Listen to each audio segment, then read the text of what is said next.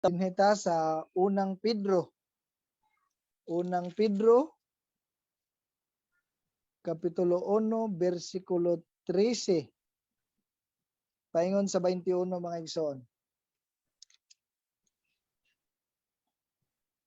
Sulat kini ni Apostol Pedro nga gilamdagan sa Dios. Diin sila nagkatibulaag og pamuyo. Okay, mga igsoon. Akong basahon sa unang Pedro 1:13 paingon sa 21. Gingon nga ni, busa andama ang inyong salabutan. Pag maugdang kamo ug ibutang gayod ang inyong paglaom diha sa grasya nga ihatag kaninyo sa panahon nga mapadayag na si Jesucristo. Pag masinugtanon kamo sa Dios ug ayaw ninyo ipahiuyon ang inyong kinabuhi sa mga tinguha nga inyong gihuptan kaniadto sa wala pa kamo masayod sa kamatuoran. Pag kinabuhi hinuon kamo nga balaan kay balaan man ang Dios nga nagtawag kaninyo. Ang kasulatan nagingon, pagbalaan kamo kay ako balaan man. Kung gitawag ninyo nga amahan ang Dios nga walay gipalabi sa iyang paghukom sa tanang mga tao sumala sa ilang binuhatan, tahura gayud ninyo siya sa tibok ninyong kasing-kasing. Nasayod kamo nga ang gibayad aron pagluwas kaninyo gikan sa daotang pagkinabuhi nga inyong nasunod sa inyong mga katigulangan dili buta nga kawad-an og bili sama sa salapi o bulawan. Giluwas kamo sa bililhong dugo ni Kristo sama sa nating karnero walay buling o mansa. Gipili siya sa Dios sa wala pa buhata ang kalibutan ug gipadayag siya niining katapusang mga adlaw tungod kaninyo. Pinaagi kaniya nagtuo kamo sa Dios nga mao'y nagbanhaw ug nagpasidungog kaniya busa ang inyong pagtuo ug paglaom anaa sa Dios mga igsoon. Og ang atong title ni ani mga igsoon dili ra pud layo sa title diri sa Bisaya version nga Bible nga gidapit kita sa pagkinabuhing balaan. Kung gi-title nini pagkinabuhi nga balaan. Og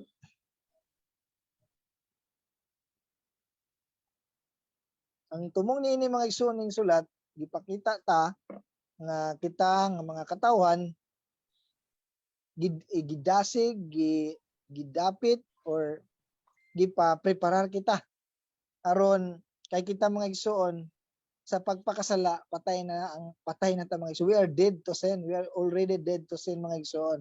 Kay gibuhi naman ta tungod sa atong pagtuo ni Ginoong Hesus. Nahimo tang bag-o nga creation.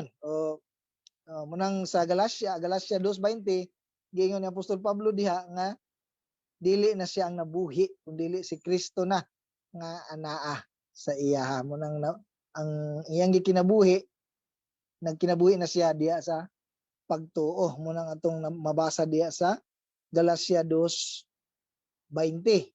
Mga igsoon, gidapit kita sa pagkinabuhing balaan. Sa atong process sa atong kaluwasan mga igsoon, pirmi man nato na madunggan sa panahon pa sa mga wali ni Pastor Bubi kanang justification, sanctification, dayon ang glorification. Sa justification mo na napawalang sala ta na not guilty ta tungod sa gibuhat ni Ginoong Hesus nga atong gituhan dito sa cross. Mo na nga not guilty na ta, na justify na ta. O nga atong glorification dito na sa atong pagbalik na ni Ginoong Hesus, mga glorification. O diri ta masangit sa atong sanctification process diri sa atong adlaw-adlaw nga pagkinabuhi. Sayon ba mga igsoon ang pagkinabuhi nga balaan? Ando na ba makaingon nga ay sayon ra kaayo Brad? Ako ma-perfect gina ko or masayop ko Brad kay isa lang. Mga igsoon, sa sanctification diha ta mo sangit. Malisod ang pagkinabuhing balaan adlaw-adlaw. Kay diha pa lang sa atong una-una, diha pa lang sa atong pulong og labaw na gyud sa atong mga buhat, mga igsoon. Nya dili ta makalikay sa Ginoo kay bisan sa una-una nahibal-an na niya nga kita wala nagkinabuhi nga makapaymuot, wala nagkinabuhi nga balaan sa iyang atubangan. Ug gani ang uban nahimo pang kapandulan. Amen mga igsoon. So muna tong kini atong pagaiskutan, tudluan kita og kita aron kita matabangan sa pagkinabuhi nga balaan. Unsaon man mga igsoon, sa may mga pamaagi sa pagkinabuhing balaan. Sa verse 13 makita nato nga gitudloan ta nga andamon or preparahon or kontrolahon ang atong mga huna-huna. Gingon diha busa andama ang inyong salabutan pag maugdang kamo, pag maugdang sa Tagalog sa Bisaya o sa Bisaya akong gi-search murag maugdang ra man gyapon mo gawas. Sa English sober in spirit, or sa Tagalog medyo nasabtan ako nga matino. Okay, munang maugdang, pag maugdang kamo gibutang gayod ang inyong paglaom diha sa grasya nga ihatag kaninyo sa panahon nga mapadayag na si Jesucristo. Munang we are to control our minds mga igsoon. Sa English, sa verse 13, therefore prepare your minds for action, keep sober in spirit, set your hope completely on the grace to be brought to you at the revelation of Jesus Christ. Muna nga gikuanta, gidapit ta, gihangyo ta nga andamon ng atong mga panghunahuna, ang atong salabutan. Muna nga ang atong sitting sa atong panghunahuna mo na gusto ipaplastar sa Ginoo nga mo ni atong tutukan sa atong paglaom mao ni kay numduman nato mga igsoon nga ang atong mga nahuna bantayonon kayo, gamay ra kaayo og bikil gani makita nato nga ang hunahuna mo ginay sinugdanan nga makahimutag mga salaod mga igsoon. Kay makita nato sa Mark 7 verse 21, diha nato makita nga kay gikan sa kasing-kasing ang tao makaunahuna og daotan. Ug daghan dayon kay mga musunod diha nga mabasa nato nga mga kinabuhi nga mga salawayon, kinabuhi nga daotan. Nagsugod sa panghuna-huna mga igsoon. Og diha dayon magresulta sa mga buhat. Muna nga gani sa time ni Noah, di ba mga igsoon?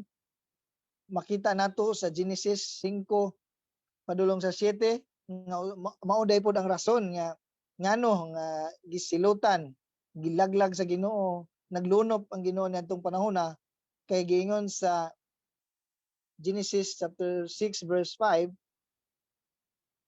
to 7 unya nakita sa Ginoo nga hilabihan kadaotan sa mga tao sa kalibutan ug kanunay lamang ngil-ad ang ilang gihuna-una. So munay kinabuhi sa mga tao adtong panahon ni Noah or Noe.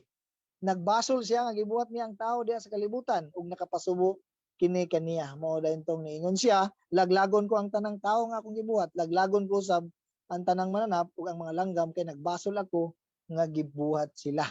Ug salamat sa Ginoo kay ang iyang grasya aduna pa kay naay naay tao sa kapamilya nga nahibilin nga nagmatinud-anon sa iya, nagkinabuhi diha sa pagtuo. Mao na sila si Noe ug ang iyang family mga igsoon. O gani mga igsoon, dili ta magkumpiyansa sa tong hunahuna mga igsoon kay kita gidapit ta, gihangyo ta nga andamon ang atong pangunahuna. O gani gimanduan ta sa Roma 12:2 nga ayaw kamo pagpahiuyon sa pamatasan nining panahuna, ipabag-o hinon sa Dios ang inyong kaugalingon pinaagi sa pagbag-o sa inyong pangunahuna aron masayran ninyo ang kabubuton sa Dios unsay maayo, hingpit ug makapahimuot kaniya. Muna mga igsoon, kung atong pangunahuna ato nang iset, dili ta magpaanod-anod sa mga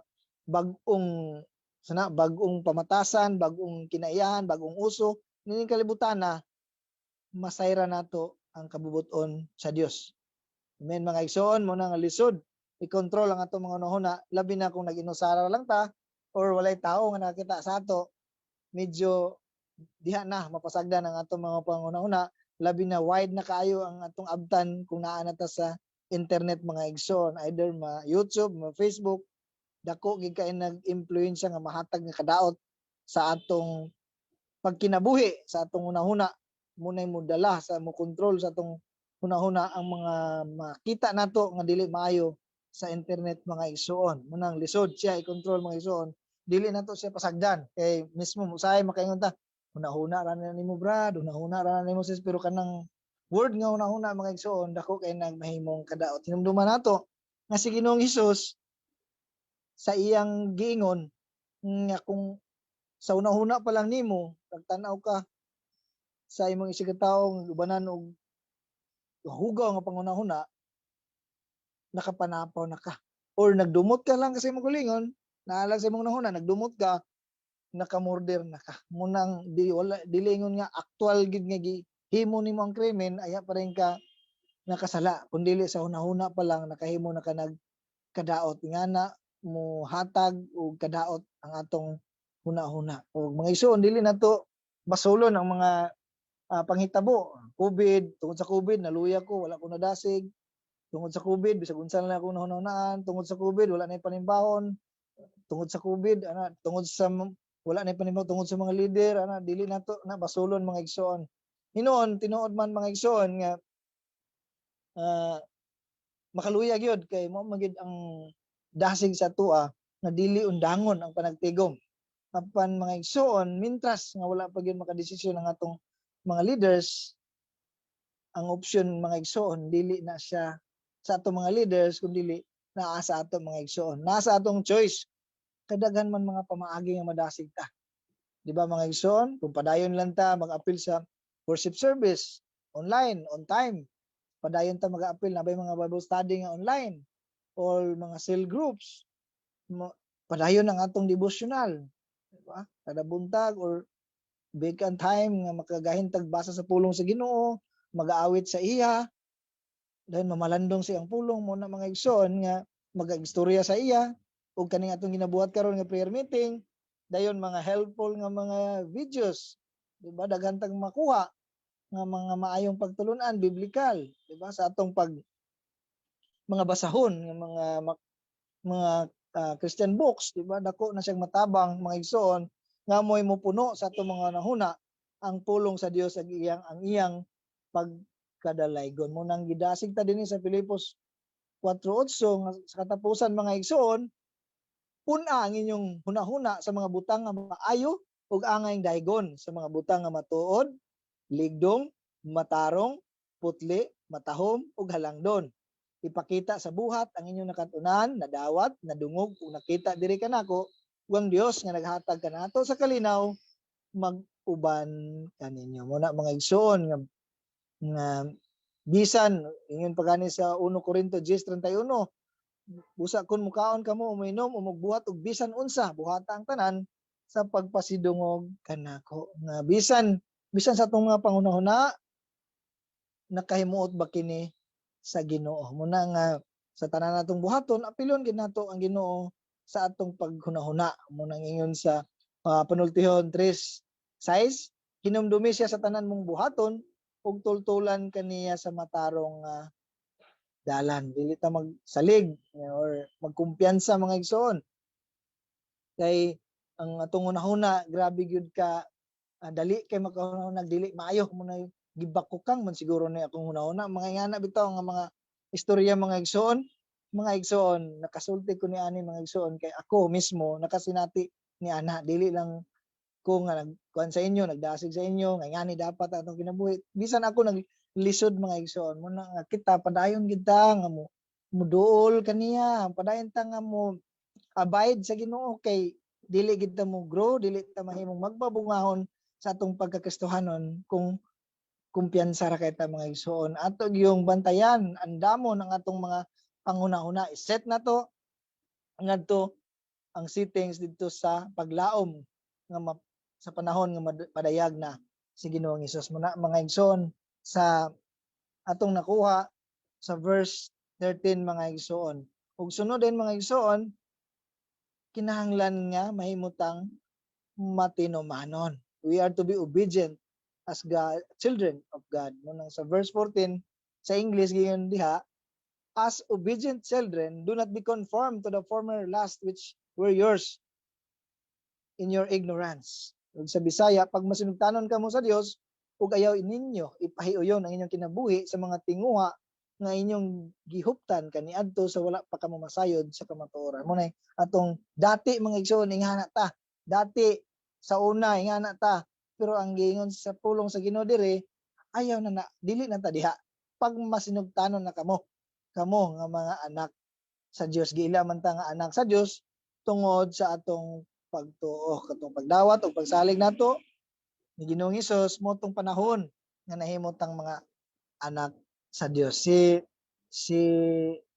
si Kibuloy mga igsoon siya unta kita ang mga nagtuo ni Ginoong Hesus may mga anak sa Dios galing lang kay si Buloy siya man ang iyang iangkon dili lang man siya ang iyang giangkon siya gyud mao gyud ang ah, si Jesus siya ang Jesus nga gipasabot sa Biblia. Pero mo sayop na mga igsoon ang kita nahimo lang tang mga anak nahimo na sa Dios tungod sa atong pagtuo ni Ginoong Hesus. Nahimo tang son of God, sons of God, dili gid ta ang moy bugtong anak sa Dios. Muna nga sayop ang iyang nasabtan or gilimbungan ba siya sa iyang kagalingon mga igsoon. Og muna mga igsoon nga sa una muna gingon diha nga ayaw yung sunda ang inyong dati nga pagkatao. Kay kamo mga anak naman sa Dios mo nang gidasig ta nga magmatinumanon nga anak sa atong amahan nga mao ang Dios kay sa unay nga anak gyapon ta.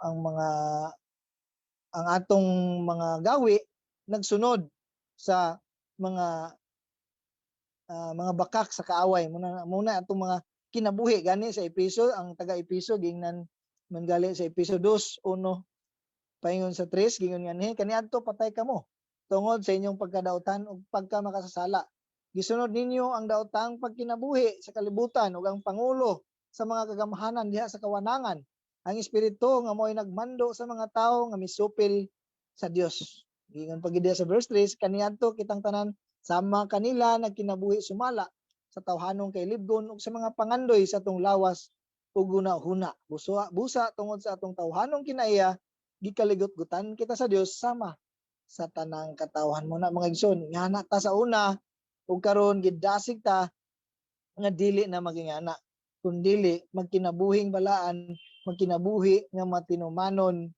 sa atong amahan kay dili naman ta kontrolado sa devil na nakagawas na ta ug siya man ang naghari sa una sa atong mga kinabuhi karon suman nato dawata sa ligi si Ginoong Hesus siya na ang naghari sa atong mga kinabuhi ng mga igsoon dili na ang devil ug tungod kay gingon gani ug muliwat na ta sa atong amahan mga igsoon mo na nga padayon ta nga muobey sa atong Dios amahan mo na mga pamaagi sa pagkinabuhing balaan ginahanglan nato andamon kontrolon tinaagi sa tabang sa balaang espiritu atong mga hunahuna ug atong hunahon kita mga anak na sa Dios dili na kontrolado sa devil mga igsoon mo na mga igsoon ang mga pumaagi sa pagkinabuhing balaan ug ang mga rason ngano nga magkinabuhi tang balaan kaya ang Dios mao man ang atong modelo siya mismo ang atong modelo siya nga Dios balaan o gusto po niya nga kita mahimong balaan sa 1 Peter 1:15 gingon ngani pag kinabuhi nun kamo nga balaan kay balaan man ang Dios nga nagtawag kaninyo muna nga kita nga mga magtotoo sa Dios imitate or kinahanglan nga mapariha ta muliwat ta sa kinayahan sa amahan nga balaan kay mo may ang dasig mo may ang hangyo sa atoa nga pag kinabuhi kamo nga balaan unang klaro nga like father like son na dayon ta mga igsoon ug makita po nato si Apostol Pablo mismo iyang gimodelo si Ginoong Hesus munang mga rason nga kita magkinabuhing balaan kay ang Dios amahan mo tumodelo maingon man ang anak gingon nganha sa 1 Korinto 11:1 gingon ni Apostol Pablo busa sundan ninyo ako sama nga gisunod ko si Kristo mo na ang Dios amahan mo atong modelo siya nga modelo muhukom pud siya mga igsoon sa verse 17 1 Peter 1:17 kung gitawag ninyo nga amahan ang Dios nga walay gipalabi sa iyang paghukom sa tanang mga tao sumala sa ilang binuhatan tahura gayud ninyo siya sa tibuok ninyong kinabuhi so kitang tanan mga igsoon muatubang gayud tagsa muhatag taghusay sa Dios mga igsoon mo nangingon sa Roma 14:12 na busa ang tagsa-tagsa kanato maghatag og husay sa iyang kagalingon ngadto sa Dios bisan kita mga igsoon napawalang sala naman, justified, klaro man na sa mabasa nato sa Roma 5, Roma 5:1, Roma 8:1 ang napawalang sala na. Okay, tungod sa atong pagtuo kang Kristo. Ang hukom sa ato mga igsoon munang hukman ta kung makadawat batag mga rewards. Rewards ng mga igsoon dili kay mahimulag ta sa Ginoo eternally, kundi dili na ta malangi, dili ta maimpierno, dili ta didto padulong mahimulag sa Dios, kundi ang reward na dayon mga igsoon. Naa ba tay reward mga igsoon? So mo nang gingon sa Revelation chapter 22 verse 12, si Jesus mingon, mubalik ako sa dili madugay nga magdala ganti aron ihatag sa tagsa-tagsa sumala sa iyang binuhatan. Napay dugang sa 1 Corinto 3:15, ug ang kalidad sa binuhatan sa tagsa-tagsa makita unya sa adlaw nga kini ibutyag ni Kristo pinaagi sa kalayo. Sulayan kini diha sa kalayo ug sutaon ang iyang matuod nga kalidad. Kung ang gitukod sa tao diha sa patukuranan dili masunog, makadawat siya ganti. Apan kung masunog kini, mahanaw kini gikan kaniya, apan maluwas siya.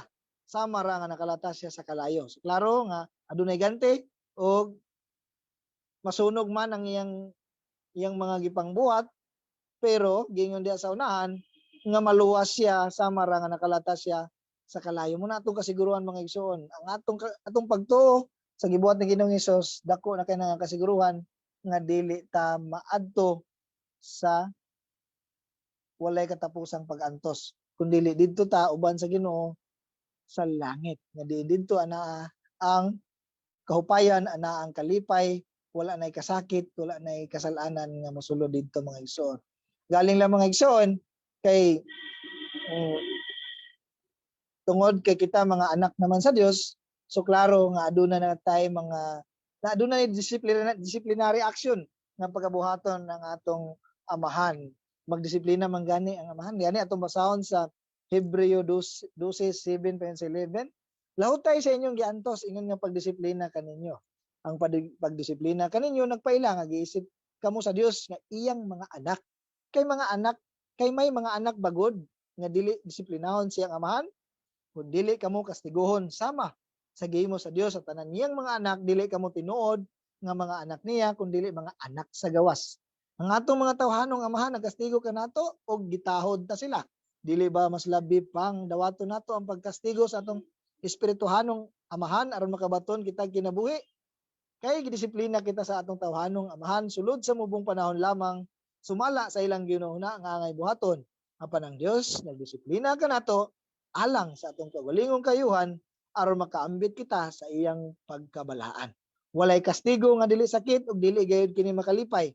Apan sa kaulahian kadtong nakadawat sa maong pagpanton makaani sa kinabuhing matarong ug malinawon. Muna mga igsoon nga sa mga pag-antos sa mga kasakitan duha gyud akong gikuan diha mga igsoon. Either gisulayan ang atong pagtuo sa Ginoo or gidisiplina ta sa Ginoo mga igsoon. Aron sa ingon sa last makaani sa kinabuhing matarong, matulid ng atong mga kinabuhi matarong, ng atong mga dalan sa atong pagkinabuhi. Muna disiplinahon gid ta mga igsoon. Muna mga rason ngano nga magkinabuhi kitang balaan kay ang Dios Amahan mao tumudilo maingon man si Ginoong Hesus og siya muhukom siya mga igsoon og mo kastigo, mo disiplina mga igsoon. Mo nang sa mga silot, mga lain-lain nga mga pag-antos, mo nang magdala kanato ngadto sa atong pagbalik sa Ginoo, which lead to repentance. Mo nang mudala nato nga sa paghinulsol o pagpangayog pasaylo. Klaro naman nga kita gilukat sa dugo ni Ginoong Hesus, giluwas, gilukat sa verse 18 sa 1 Peter 1, gingon nga ni nasayod kamo ang gibayad aron pagluwas kaninyo gikan sa daotang pagkinabuhi nga inyong nasunod sa inyong mga katigulangan dili butang nga kawad-an og bili sama sa salapi o bulawan. Giluwas kamo sa bililhong dugo ni Kristo kinsa sama sa nating karniro walay buling umansa. Gipili siya sa Dios sa wala pabuhata ang kalibutan ug gipadayag siya nining katapusang mga adlaw tungod kaninyo. Pinaagi kaniya nagtuo kamo sa Dios nga may nagbanhaw ug nagpasidungog kaniya. Busa ang inyong pagtuo ug paglaom anaa sa Dios. So klaro mga igsoon nga grabe gid ta ka espesyal, grabe gid ta value atubangan sa Ginoo kay ang iyang giluwas ka nato, iyang gilukat ka nato dili gayud ordinary lang kundi mismo ang bililhong dugo ni Kristo ang kinabuhi. Pag mismo magisgot itag dugo, kinabuhi, giula ang dugo, kamatayon ang gibayad para ta maluwas, para ta malukat, para mabulag ta sa atong pagkaulipon diha sa kaaway mga igsoon. Muna ingana ang atong pamalandungan kung unsa ta kabililhon atubangan sa Ginoo. Muna nga kita gitawag na sa Dios og mga piniling katawhan, dili lang ang Israel kundi apil na kita mga igsoon. Ingon sa 1 Pedro 2:9, apan kamo mga mao ang piniling katawhan, ang mga harianong pare ug ang balaang nasod. Munang balaang nasod mga igsoon, kinahanglan magkinabuhi tang balaan. Munang gidasig ta pag kinabuhi kamong balaan kay balaan man ang Dios nga nagtawag kaninyo, nagpili kaninyo. Ingon dia gipili kamo sa Dios aron maiya ug aron magsangyaw sa mga kahibulongang buhat sa Dios. Mao na nga gitawag kamo ni gikan sa ngitngit ngadto sa iyang katingalahang kahayag. Muna mga igsoon, gikan sa ngitngit nga pagkinabuhi, gidanagan kita sa kinabuhi nga gusto ipabuhat sa Dios kanato mga igsoon. Muna nga ang dugo ni Kristo mao gyud ang naghatag kanato og kahinluan, kapasayloan. Muna nga magkinabuhi na ta nga matarong atubangan diha sa Dios mga igsoon. Munang padayon ta sa pagkinabuhing balaan taliwala sa malisud man pero klaro naman ang atong gilauman.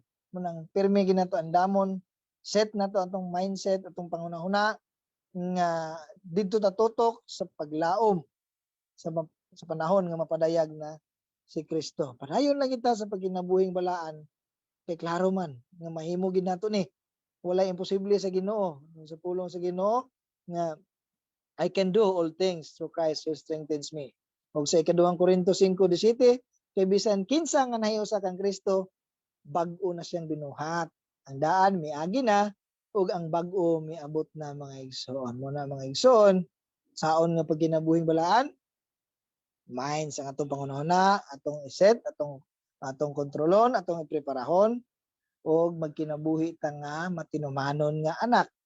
Muna mga igsoon, ngano nga magkinabuhi ta kay siya ang atong modelo, ang Dios mismo, si Jesus mismo, muhukom siya og siya ang naghatag kanatong kaluwasan, siya ang naglukat, siya ang nagbugto sa gapos nato ngadto sa devil. Mo ng mga igsoon sa katapusan sa kay naibala naman nato ang mga rason ug mga pamaagi sa pagkinabuhing balaan, aduna na kay tay giya mga igsoon nga ato kining apply sa atong pang-adlaw-adlaw nga pagkinabuhi.